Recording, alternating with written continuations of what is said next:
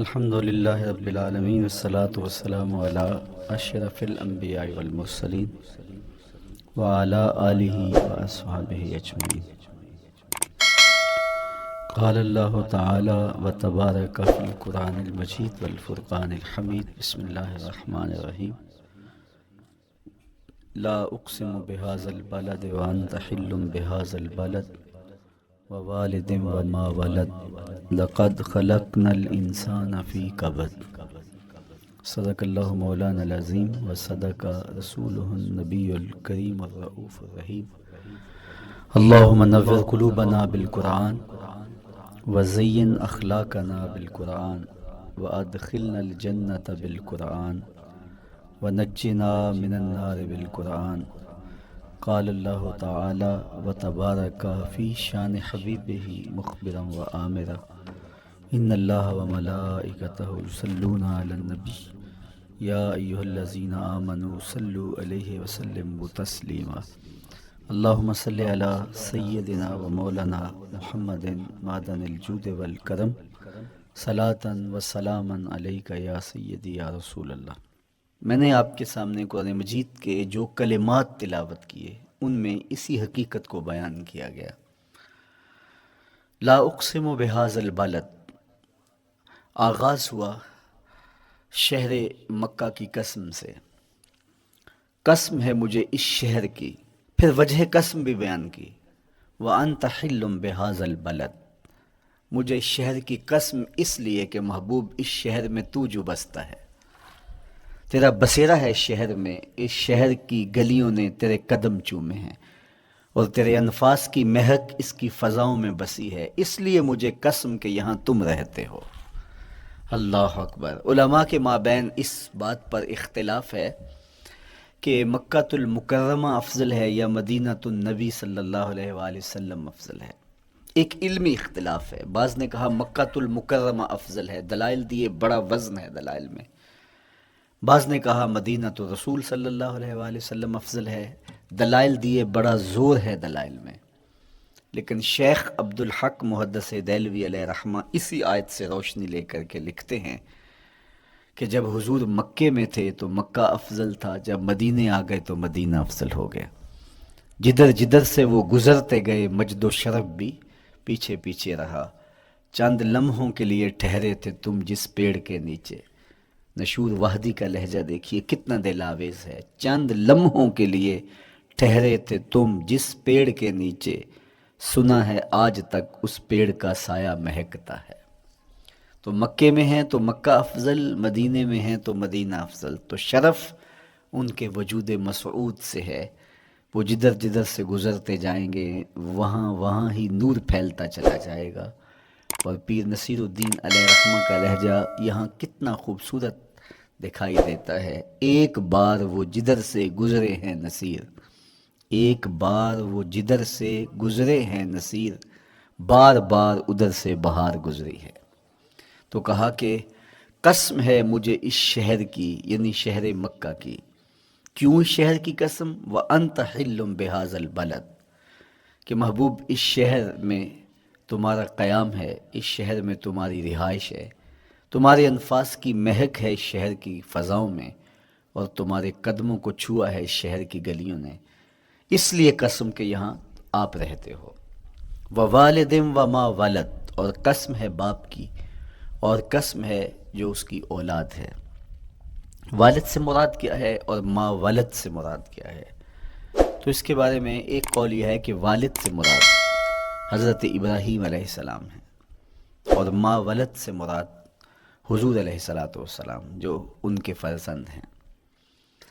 ایک قول کے والد سے مراد حضرت آدم علیہ السلام ہیں، اور ما ولد سے مراد ان کی ساری ذریت اور نسل ہے۔ تیسرا قول کہ والد سے مراد حضور علیہ السلام ہیں، اور ما ولد سے مراد حضور علیہ السلام کی ساری امت، حضور علیہ السلام کی ساری آل اطرت، حضور کے اصحاب۔ لیکن علماء نے پہلے قول کو ترجیح دی کہ مکہ المکرمہ کی قسم کی گئی تو پھر مناسبت بنتی ہے کہ حضرت ابراہیم کا ذکر بھی ہو، تو اس لیے والد سے مراد حضرت ابراہیم ہیں، اور ما ولد سے مراد حضور علیہ الصلوۃ والسلام کی ذات ستودہ صفات ہے۔ تو تین چیزیں ہوئیں جن کی قسم کی گئی۔ سب سے پہلے شہر مکہ کی قسم کی گئی، پھر حضرت ابراہیم علیہ السلام کی قسم کی گئی، اس کے بعد حضور علیہ الصلوۃ والسلام کے مبارک وجود کی قسم کی گئی۔ تین قسمیں کر کے کہا کیا گیا، چونکہ جو خالی ذہن شخص ہو، جب اس کو کوئی بات بیان کی جائے تو قسم سے آغاز نہیں کیا جاتا۔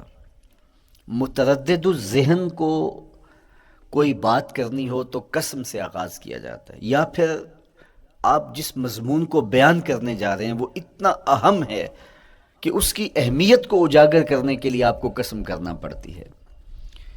تو یہ جو ما بعد کا مضمون ہے جس کو میرے رب نے بیان کیا، اس سے قبل ایک نہیں، دو نہیں، تین قسمیں کیں، تو پھر کان تو کھڑے ہو گئے، سماعتیں تو بچھ گئیں کہ وہ کون سی شے ہے جس کو بیان کرنا مقصود ہے، اور اس سے قبل قسم پہ قسم کی جا رہی ہے۔ قسم محبوب شہر مکہ کی، قسم محبوب تیرے والد بزرگوار حضرت ابراہیم علیہ السلام کی، اور قسم تیرے پاکیزہ وجود کی۔ اب انسان بالکل سماعتیں بچھا کے منتظر ہے کہ قسم کی کس بات کی جا رہی ہے، کس بات پہ قسمیں ہو رہی ہیں۔ تو جواب آیا، قسم محبوب شہر مکہ کی جس میں آپ رہتے ہو، قسم آپ کے والد بزرگوار حضرت ابراہیم علیہ السلام کی، اور قسم آپ کے پاکیزہ وجود کی۔ لقد خلقنا الانسان فی کبد، ہم نے انسان کو مشقتوں میں رہتا پیدا کیا ہے۔ یعنی انسان کی زندگی کے اندر مشقتیں، مشکلیں، آلام، مصائب، حالات کی تلخیاں، سخت مراحل، یہ اس کی زندگی کا حصہ ہے، اور ہم نے اس کو ڈیزائن اس طرح کیا ہے کہ یہ ان ساری مشکلات سے نہ بردآزما ہوگا اور حالات کی تلخیوں کا مقابلہ کرے گا، اور خیر و شر کے ساتھ ساری زندگی اس کا تعلق رہے گا۔ تو یہ اگر سخت جان ہوا تو زندگی میں کامیاب اور بامراد ہوا، اور اگر یہ کمزور ہوا تو پیچھے رہ جائے گا۔ اور اس کے لیے جو قسمیں کی ہیں وہ تین ہیں۔ قسم کا اور جواب قسم کا تعلق ہوتا ہے، یعنی جس پہ قسم کی جا رہی ہے تو جو قسم کی جا رہی ہے اس کا کوئی آپس میں تعلق ہوگا۔ جب پھولوں کا ذکر کریں گے تو پھر اس کے متعلقات ہی بعد میں بیان کریں گے۔ کسی نے کہا تھا جنگل میں کوئی مے خار مرا ہے، جنگل میں کوئی مے خار مرا ہے، اسے انگور کے پتوں کا کفن دو۔ میاں جنگل میں مرنے والے شخص کو کسی اور درخت کے پتوں کا بھی تو کفن دیا جا سکتا ہے، لیکن صاحب مرنے والا مے خار ہے، اور شراب کشید کی جاتی ہے انگور سے، تو اس کو تو ٹھنڈ تب بھی پڑے گی کہ انگور کے پتوں کا کفن دیا جائے۔ تو مناسبات ہوتی ہیں۔ تو اب جب قسم کی گئی تو قسم تین چیزوں کی گئی، اور اس کی جواب قسم سے مناسبت کیا بنتی تھی؟ انسان کو مشقتوں میں رہتا پیدا کیا گیا، حالات کی تلخیوں سے گزرتا ہے، سخت تربیتی مراحل سے اس کو گزرنا پڑتا ہے۔ تو اس چیز کو بیان کرنے سے قبل تین قسمیں کی گئی۔ پہلی قسم میرے حضور کے پاکیزہ شہر کی، مکہ المکرمہ کی، اس لیے کہ مکہ المکرمہ میں دیکھ لیجئے کہ صحابہ اور حضور کے ماننے والوں نے کیسے تلخ زندگی کاٹی۔ شجر اسلام ثمر بار ہوا تو ہمیں تو یہ کھلے ہوئے پھول دکھائی دیتے ہیں، لیکن ہم نہیں بھول سکتے کہ بلال حبشی کی پیٹھ پہ کیسے کوڑے برسے اور احد احد کیسے پکارتے رہے۔ تو ہم اس منظر کو دیکھیں، مکہ کے ان حالات کو دیکھیں، تو اس لیے قسم کی مکے کی، اور پھر حضرت ابراہیم علیہ السلام کی قسم کی، چونکہ حضرت ابراہیم نے جس قدر اذیتوں سے گزر کر کے، مصائب آلام کا سامنا کر کے، حالات کی تلخیوں کا مقابلہ کر کے اپنا راستہ بنایا اور اپنے رب کی رضا پائی، وہ تاریخ کا ایک انوکھا باب ہے۔ اس سے بڑھ کر کیا ہوگا کہ جلتی ہوئی آگ میں چھلانگ لگا دی رب کے حکم کی تعمیل میں، بیٹے کی گردن پہ چھری رکھ دی۔ یہ تماشا لب بام نہیں تھا، منا کی وادی میں وہ انوکھا واقعہ رقم ہوا کہ آج بھی تاریخ انگشت بدندہ ہے کیا ایک باپ، اور وہ اس بیٹے کو ذبح کرنے کے لیے آمادہ ہو گیا جو اس کی آنکھوں کا نور ہے اور دل کا قرار ہے، رب سے مانگ کے لیا، لیکن تعمیل ارشاد میں اس بیٹے کی گردن پہ چھری رکھنے کے لیے باپ تیار ہو جاتا ہے اور اس کو ذبح کرنے کے لیے آمادہ ہو جاتا ہے، حتیٰ کہ بیٹے کو لٹا لیتا ہے اور ہاتھ میں چھری پکڑ کے بیٹے کی گردن پہ رکھ کے پوری ہمت کے ساتھ جب چھری چلاتا ہے تو آواز آتی ہے فلما اسلما وتلہ للجبین ونادیناہ ان یا ابراہیم قد صدقت الرؤیا انا کذالک نجزی المحسنین۔ ابراہیم بس کرو، تم نے واقعی خواب پورا کر دکھایا۔ اپنی بیوی کو، اپنے نو مولود بچے کو وادی غیر ذی زرع میں چھوڑ آنا، جہاں کچھ بھی میسر نہیں تھا، یہاں آپ کو آپ کے ماں باپ چھوڑ کے جاتے ہیں، ایک خوبصورت آسودہ ماحول ہے، اور آپ کو جس مقصد کے لیے چھوڑ کے جا رہے ہیں تو وہ مقصد بھی آپ کی اور ان کے پیش نظر ہے، لیکن اس کے باوجود بھی جو ہے وہ آنکھیں نم ہو جاتی ہوں گی کہ ہم اپنی اولاد کو یہاں چھوڑ کے جا رہے ہیں، جبکہ ایک محفوظ پناہ گاہ میں آپ کو چھوڑ کے گئے۔ آپ کی تربیت کرنے والا ایک جو ہے وہ توانا طبقہ اور ایک توانا جو ہے وہ سٹاف موجود ہے جو آپ کی فکری، ذہنی، بدنی تربیت کے لیے کوشاں ہیں، لیکن اس کے باوجود بھی والدین محسوس کرتے ہیں لیکن اپنے نو مولود بچے کو وہاں چھوڑ کے جانا جہاں آب و دانہ بھی میسر نہیں تھا۔ مورخ اسلام مفی جلندری نے اس وادی کا نقشہ کھینچتے ہوئے کہا، وہ وادی جس میں وحشت بھی قدم رکھتی تھی ڈر ڈر کے، جہاں پھرتے تھے آوارہ تھپیڑے بادے سر سر کے، جہاں پر گھاس اگتی تھی، جہاں نہ پھول کھلتے تھے، مگر وہ سرزمیں تھی آسماں بھی جھک کے ملتے تھے۔ تو اس میرے حضور نے فرمایا قیامت کے دن جب کوئی سایہ نہیں ہوگا، اللہ اس کے اوپر اپنے عرش کا سایہ تان دے گا۔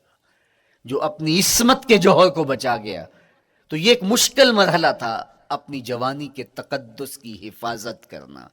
میرے حضور نے ارشاد فرمایا انا حبیب اللہ، میں اللہ کا حبیب ہوں۔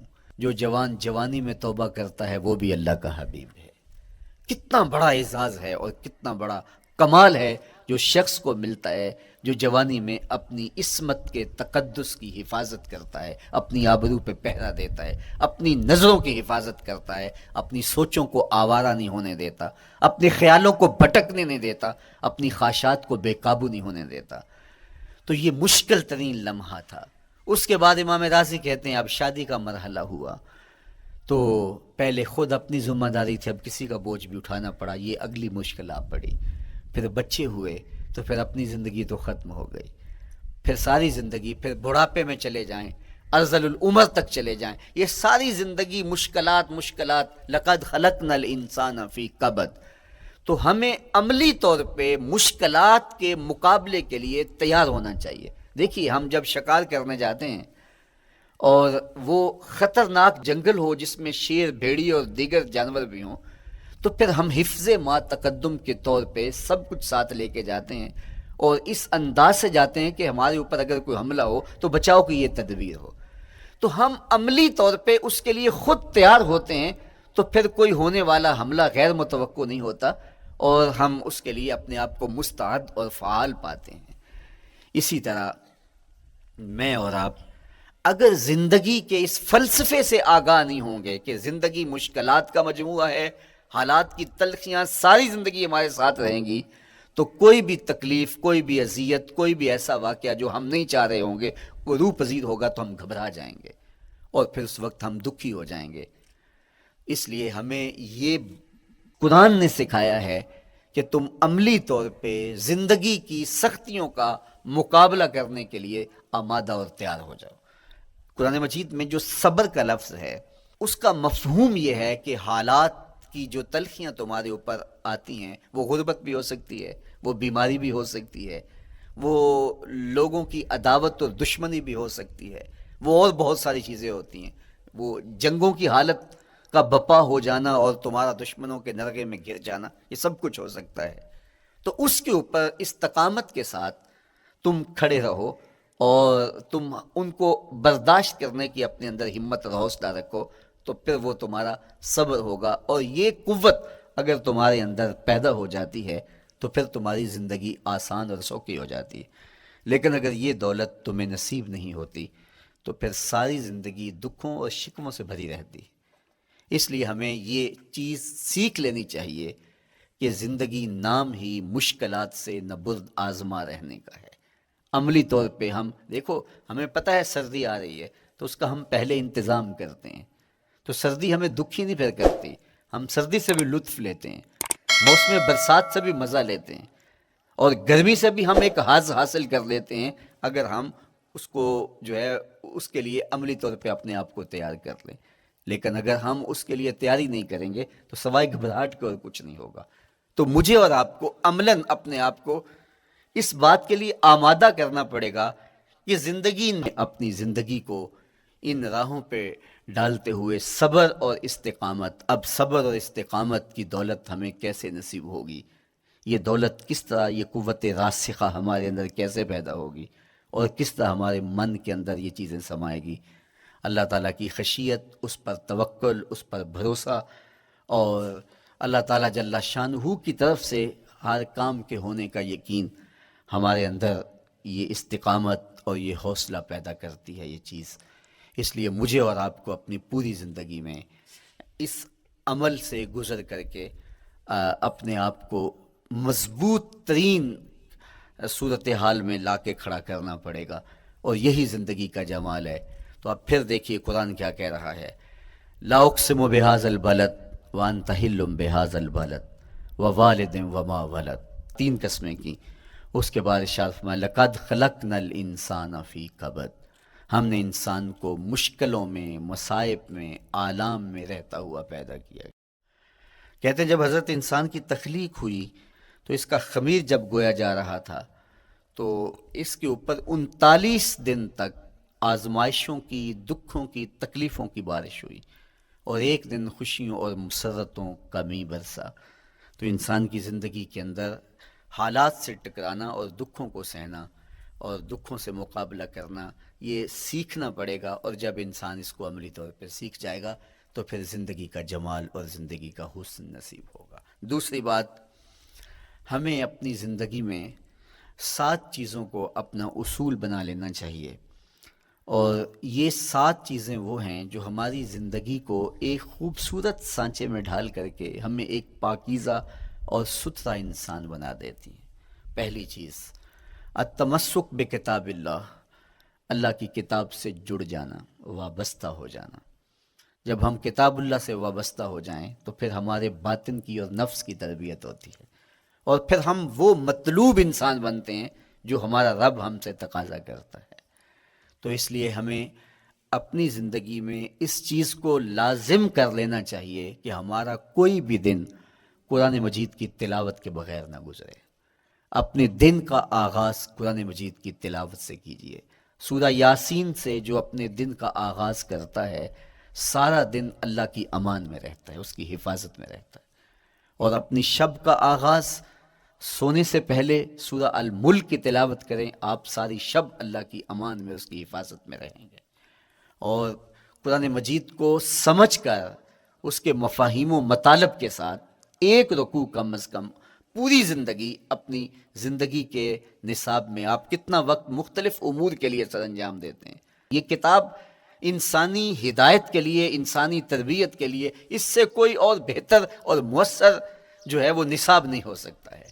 انسان سازی کا بہترین ذریعہ ہے یہ کتاب، اور اس کتاب کے ذریعے سے جو ہے وہ انسان پستیوں سے اٹھ کے بلندیوں تک جا پہنچتا ہے۔ اقبال نے تو کہا کہ گر تمی خواہی مسلمان زیستن، نیست ممکن جز بقرآن زیستن، اگر تو مسلمان بن کے جینا چاہتا ہے تو قرآن کے بغیر ایک قدم بھی نہیں چل سکتا۔ تو آگے چل کے اسی نظم میں کہا کہ فاش می گوئم آنکھ در دل مزمرست، این کتابیں نیست چیزیں دیگرست، اگر میں کھل کے بیان کر دوں جو میرے سینے میں چھپا ہے تو میں تجھے بتا دوں کھل کے، یہ کتاب نہیں، یہ کوئی اور ہی شے ہے۔ کن لوگوں کو کہاں سے اٹھایا اور یہ کتاب کہاں تک لے گئی، جو باہمی جنگ و جدل میں الجھے ہوئے تھے اور حرف شناس بھی نہیں تھے، جو سواد آشنا بھی نہیں تھے، پھر انہوں نے جو ہے وہ روما کی سلطنت بھی الٹ کے رکھ دی۔ یہ کرشمہ تھا اس کتاب کا جس نے زندگی کا جمال ان کی روحوں کے اندر پیدا کر دیا۔ تو میں اور آپ اپنی زندگی میں قرآن مجید سے کبھی بھی دور نہ ہوں، روزانہ کی بنیاد پہ آپ تلاوت کلام مجید اپنی زندگی میں شامل رکھیں۔ انشاءاللہ اس کے اجالے دنیا میں اور آخرت میں آپ اپنی آنکھوں سے مشاہدہ کریں گے۔ حضرت امام احمد بن حنبل فرماتے ہیں میں نے رب سے کہا کہ مجھے اپنا قرب عطا کر، آواز آئی میرا قرب چاہتے ہو تو قرآن پڑھا کرو۔ یہ رب کی قربت کی بھی ضمانت ہے اور ضبط نفس اور باطن کی تربیت کا بھی ذریعہ ہے۔ اچھا، دوسری بات، والاقتداء بسنت رسول اللہ صلی اللہ علیہ وآلہ وسلم۔ ہمارے لیے بہترین نمونہ ہمارے حضور علیہ الصلوۃ والسلام کی زندگی ہے، حضور کے دیا ہوا نظام حیات ہے جس پر حضور نے خود عمل کر کے دکھایا۔ میرا عشق رسول، میری محبت رسول اس بات کا تقاضا کرتی ہے کہ میں ان کے طریقہ حیات کے مطابق اپنی زندگی گزاروں۔ اسلام دعوے کی بات نہیں کرتا، دلیل ہم سے مانگتا ہے۔ آج میں کہتا ہوں میں عاشق رسول ہوں، اور اتنا بڑا عاشق رسول ہوں کہ میرے جیسا زمانے میں دوسرا کوئی نہیں۔ میرے جذبات ایسے دکھائی دیتے ہیں آسمان کو چیر دوں گا اور زمین کو پھاڑ دوں گا، لیکن ہمسایوں کے ساتھ میرا سلوک بتاتا ہے کہ میں عاشق رسول نہیں ہوں، دوستوں کے ساتھ میرا رویہ بتاتا ہے کہ میں عاشق رسول نہیں ہوں۔ میں کسی سے وعدہ کرتا ہوں اور پھر اس پہ پورا نہیں اتر پاتا، تو صاحب پھر آپ عاشق رسول نہیں ہیں، آپ کچھ اور ہیں۔ عشق رسول تو یہ ہے کہ میرے محبوب علیہ السلام نے کسی سے عہد کیا ہے کہ تمہارے آنے تک میں یہاں کھڑا ہوں، اور وہ جا کے بھول جاتا ہے، اور میرے حضور 3 دن وہاں منتظر رہتے ہیں۔ وہ اچانک گزرا اور دیکھا تو حضور علیہ الصلوۃ والسلام کھڑے ہیں، تو خود پریشان ہوا، صرف اتنی بات اسے کہی، صاحب تو نے مجھے مشکل میں ڈال دیا، تو نے مجھے مشقت میں ڈال دیا۔ عہد کیا ہے تو پھر اس کی پاسداری نبھا کے دکھائی۔ اللہ اکبر! میں اگر حضور سے محبت کرنے والا ہوں تو میرا رویہ بتائے کہ میں عاشق رسول ہوں۔ میری زبان پہ جھوٹ نہیں بول سکتی۔ آپ سے پوچھا گیا کہ مومن بزدلی کر سکتا ہے؟ کہا نہیں، بہادر ہوتا ہے، لیکن ہو سکتا ہے کبھی اس سے بزدلی سرزد بھی ہو جائے۔ پھر پوچھا گیا کہ مومن بخیل ہو سکتا ہے؟ کہا نہیں، سخی ہوتا ہے، لیکن ہو سکتا ہے کبھی اس سے بخل بھی سرزد ہو جائے۔ پھر تیسرا سوال حضور سے کیا گیا، مومن جھوٹا ہو سکتا ہے؟ فرمایا جھوٹا نہیں ہو سکتا، یہ پکی بات ہے کہ مومن جھوٹ نہیں بول سکتا۔ میں اور آپ اپنے رویوں میں دیکھیں کہ ہم کھڑے کہاں ہیں۔ آج ہم ان جگہوں پہ بھی جھوٹ بولتے ہیں جہاں جھوٹ بولنا ہماری مجبوری بھی نہیں ہوتی، چونکہ یہ ہماری فطرت ثانیہ اور عادت بن چکا ہے، اور ہم اس کو برا ہی نہیں سمجھتے۔ جبکہ جھوٹ جب کوئی شخص بولتا ہے، حدیث پاک میں آتا ہے اس کے منہ سے بدبو نکلتی ہے، رحمت کے فرشتے 1 میل دور ہٹ جاتے ہیں اس سے۔ اور سویر سے شام تک جب ہمارے معمولات یہ ہوں تو پھر ہم کہاں کھڑے ہیں اور رحمت کے فرشتے کہاں کھڑے ہیں؟ تو حضور علیہ الصلوۃ والسلام کی سنت کا اتباع حضور کی محبت کی دلیل ہوگی۔ امام قرطبی نے لکھا ہے، اللہ کی محبت کا کوئی دعویٰ کرے تو کیا دلیل ہوگی کہ یہ واقعی محب الہی ہے؟ تو کہا اللہ سے محبت کا دعویٰ کرنے والے کے لیے دلیل یہ ہے کہ وہ قرآن سے پیار کرے۔ قرآن سے پیار اور قرآن سے محبت کی دلیل یہ ہے کہ حضور کا پیار سینے میں رکھے۔ حضور سے محبت کی دلیل یہ ہے کہ سنت رسول سے پیار کرنے والا ہو، اور سنت رسول سے پیار کرنے کی دلیل یہ ہے کہ بدعات سے اجتناب کرنے والا ہو۔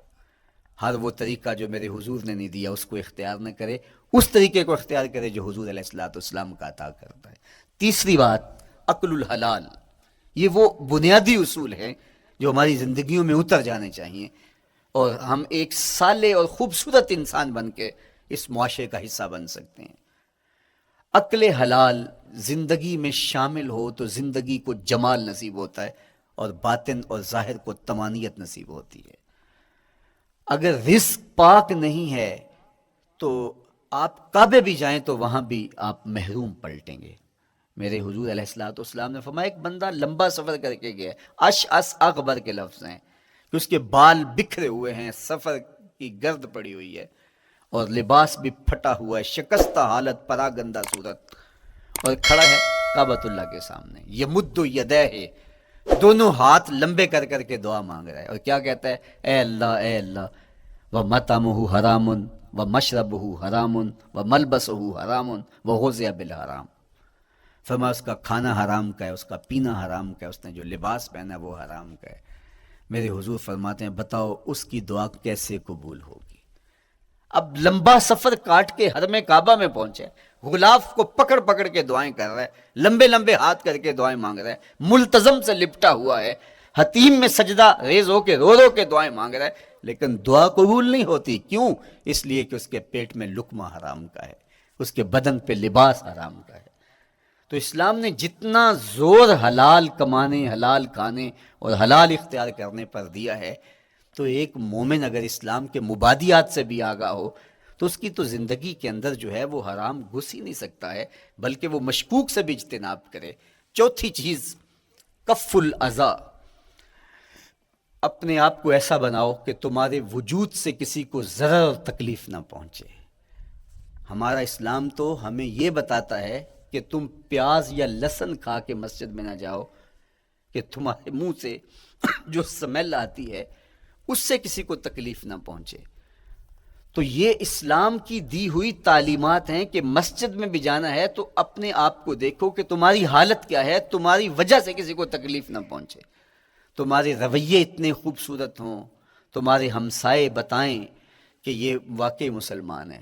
مسلمان کی تعریف کی گئی، المسلم من سلم المسلمون من لسانہ و یدہ۔ مسلمان کون ہے؟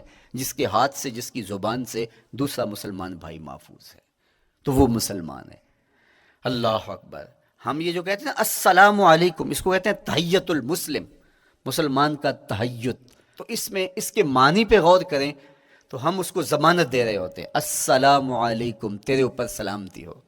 تو ہم اپنی جانب سے اسے ضمانت دیتے ہیں، میرے بھائی میری طرف سے تیری عزت، تیری جان، تیری آبرو سلامت ہے، اب میری جانب سے تو پریشان نہیں ہونا، میں تجھے سلامتی کی ضمانت دیتا ہوں۔ اور وہ آگے سے کیا کہتا ہے؟ وعلیکم السلام، میرے بھائی پھر میری جانب سے بھی تیرا سب کچھ محفوظ ہے۔ اگر سلام کا مفہوم اچھی طرح ہماری روحوں میں اتر جائے تو پھر ایسا ہو نہیں سکتا کہ ہم جس کو السلام علیکم کہہ دیں پھر اس سے ہم دھوکہ کریں یا اس کی آبرو پہ حملہ آور ہوں یا اس کے مال پہ حملہ آور ہو جب السلام علیکم کہہ دیا۔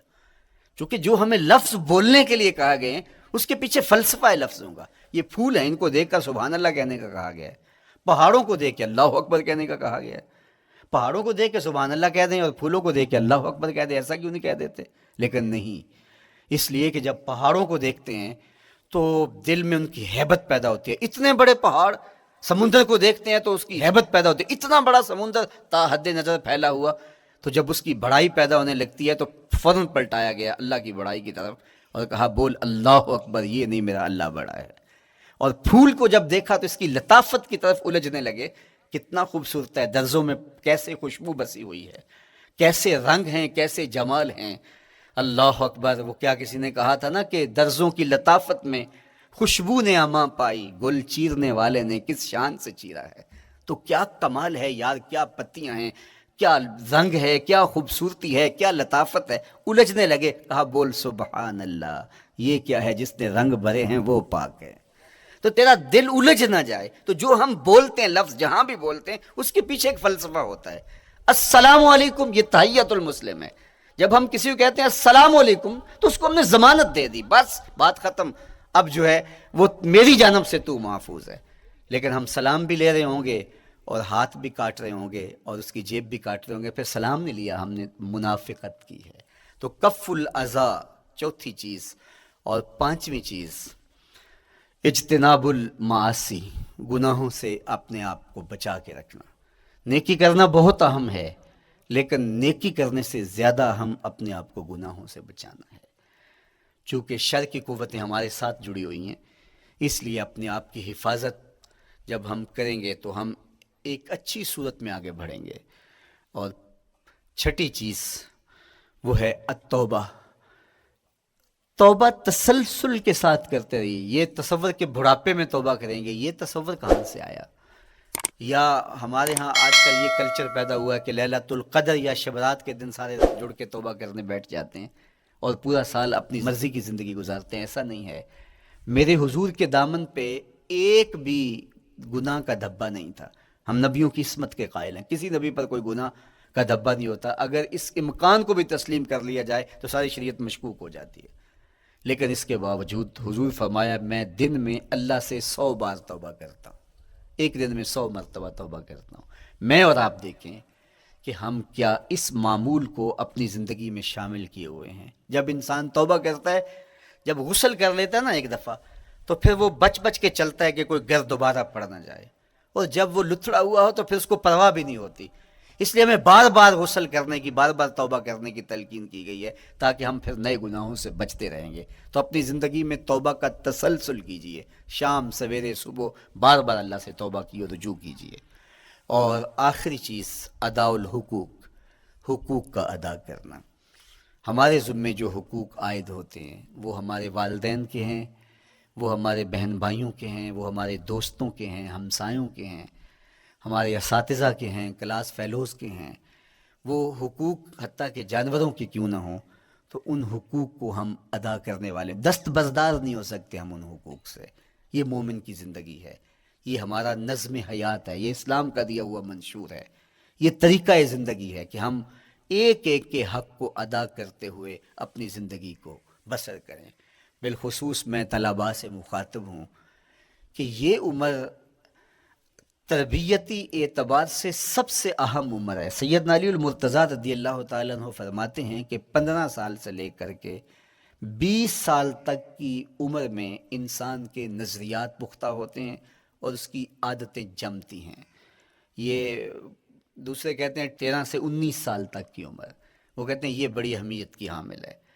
تو 13 سے 19 سال یا 15 سے 20 سال تک کی عمر، بعض کا تو ہوتا ہے کہ ابھی بچے ہیں، ماں باپ بھی سستی کرتے ہیں کہ ان کو تہجد کا عادی اب کیوں بنائیں، ابھی تو یہ بچے ہیں، ان کو ان چیزوں سے، چھوٹی چھوٹی چیزوں کا عادی اب کیوں بنائیں، جب بڑے ہوں گے، سمجھدار ہوں گے، ذمہ داریوں کا بوجھ آئے گا، سب کچھ کر لیں گے۔ تو پھر اس وقت کرنا مشکل ہوتا ہے، پھر کر نہیں پاتا بندہ۔ تو جو سیکھنا ہے، جو عادتیں پختہ کرنی ہے، وہ اسی زندگی میں ہوتی ہیں۔ تو یہ آپ کا ایک موقع ہے، آپ کو ایک ماحول فراہم ہوا ہے۔ آپ کے ہمسائے آپ کے کلاس فیلوز ہیں جو آپ کے ساتھ کمرے میں رہ رہے ہیں۔ ہمسائیگی کے حقوق ادا کرنے کا جو انداز ہے وہ یہاں ہی سیکھیے اور اپنے اندر اس کو متحقق کیجیے اور پختہ کیجیے۔ اسی طرح اپنے گفتگو کے لہجوں میں شائستگی، اپنے انداز کے اندر خوبصورتی اور اپنے رویوں کے اندر جمال پیدا کرنے کی کوشش کریں، اپنے آپ کو مؤثر بنائیں، اور شریعت کے بتائے ہوئے اصولوں اور ضابطوں کے مطابق آپ جب زندگی کے چند دن گزار لیں گے، پھر زندگی گزارنے کا نشہ آنے لگ جائے گا۔ چونکہ جب ہم اپنی خواہش کی زندگی گزارتے ہیں تو پھر ہم خود بے چین اور مضطرب ہوتے ہیں، اس لیے کہ ہمیں اس طرح زندگی گزارنی چاہیے جس طرح ہمارے رب نے ہمیں بتایا ہے۔ آپ کوئی بھی مشین خریدتے ہیں، کوئی بھی چیز لیتے ہیں تو اس کے ساتھ چھوٹی سی بک دیتے ہیں، آپ کو اس کا طریقہ استعمال بتاتے ہیں کہ اس کو یوں استعمال کرو گے تو دیر پا اس کے فوائد حاصل کرو گے۔